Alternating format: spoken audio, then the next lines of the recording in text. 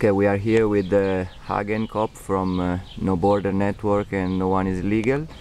After these days of actions and yesterday demos, what's your comment on the outcomes of these 3 days in respect of your expectation or whatever your comment?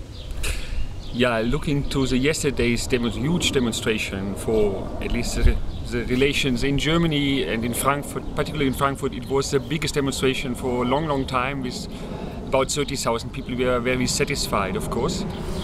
Yeah, the action days, it was a concept in a combination of occupations, blockades, and finally this demonstration. And when we started the process, we could, of course, we announced we want to interrupt the usual business of the bank district in Frankfurt as a place where the main actors of the global exploitation have their seat, have their headquarters. But before we even made a first blockade on the Wednesday, the first day of action, we saw, because of the massive police operation, that the whole bank sector was really blocked by itself.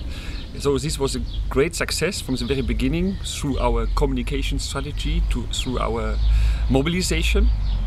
And then the action day started with the eviction of the occupied camp, where there was a nice action of civil disobedience from the people there and the solidarity movement around. And then we had this attempt to occupy and to block on the next 2 days, where we have to be honest that obviously the prohibition, the total ban of every protest and action through the police had the consequences that less people came and took part than expected. So we have been only 2,000–3,000 people in the city being really active in this kind of protest, in these forms of civil disobedience. And finally, it was very important for us that afterwards now 30,000 people really appears on the street to show solidarity, to show that they are part of the movement and they share the demands, what we explained in our calls for these action days. I think we have to balance, to evaluate this gap between 2,000–3,000 people on the streets during the occupation and the blockades, and these 30,000 people on the streets yesterday. But finally we are very satisfied with this kind of mobilization. And what about the transnational dimension of the whole Blockupy concept and the kind of communication that started during these days? How do you look forward after these days? It's been important in the German dimension, in a European dimension as well, as is the capital of the euro. But at the same time there has been some contacts at a more transnational level. So how do you think we shall look forward from now in the perspective of future action connections or so on? Okay, the mobilization was not long term. It was only 4 months since January we decided to do something. In February it was decided for the date, and this was not by accident that we use this weekend now, directly after the Global Day of Action on the 12th of May. This was, of course, the context. Blockupy should happen and only could happen.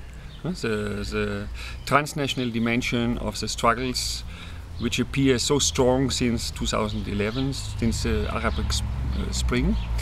So we also put a lot of efforts to at least to invite delegations from different countries, and mainly from Italy, from France, from some countries. Really, a lot of people came and participate in the actions. And it was also, of course, a meeting, a coming together from a lot of activists from different situations, from different geographical situations, but from a different spectrum. And I hope that the Blockupy days and the exchange and also some meetings will contribute as another catalyst for a transnational process of organizing common protests with common demands, with at least a common discussion. What are the main topics in the near future?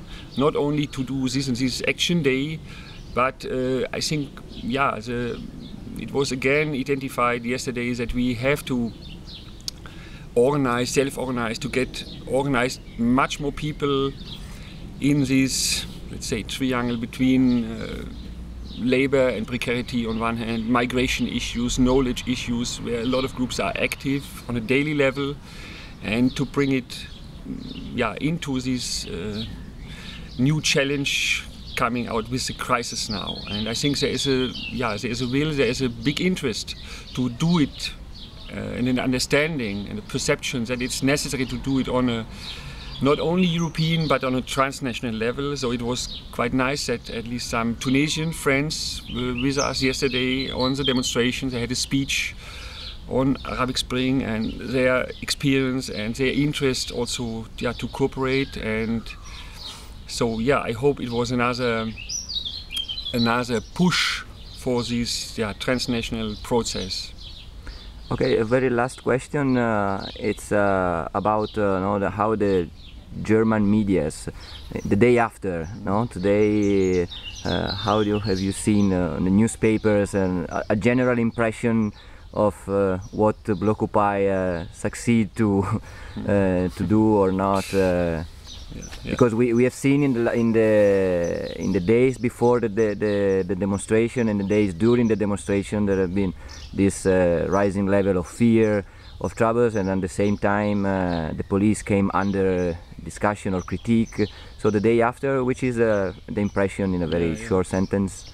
Yeah, it changed a lot. If you look back 5 days ago to the newspapers and the media, it was partly a horror scenario. They took from the police, which drafted this at the beginning to justify an operation with more than 5,000 policemen in the last days. And today, or already yesterday, after the demonstration, it really changed totally. And now it was titled in the most important Frankfurt newspaper, a victory for Blockupy, and a lot of articles say yes, it was possibly the first time, not to perhaps to shut down, of course, but at least to block the banking sector, and it was really done by non-violent means, by civil disobedience, by demonstrations where so many people participated. So it was, from this point of view, it was a big success now also. The medias, and it was also that yesterday in the demonstration a lot of people came because they won't accept this repressive methods, this total ban and prohibition of all demonstrations, and to want to show solidarity. And now I think we have a very good position in the moment, and we have to think about what to do next. On a transnational level on one hand, but also of course on a local level, because we still have the banks working tomorrow morning again in Frankfurt and doing the same business as before, and we see that the crisis is not over, it's still going on, and we have to think about next steps, but with a much more better base now. Okay, thank you very much.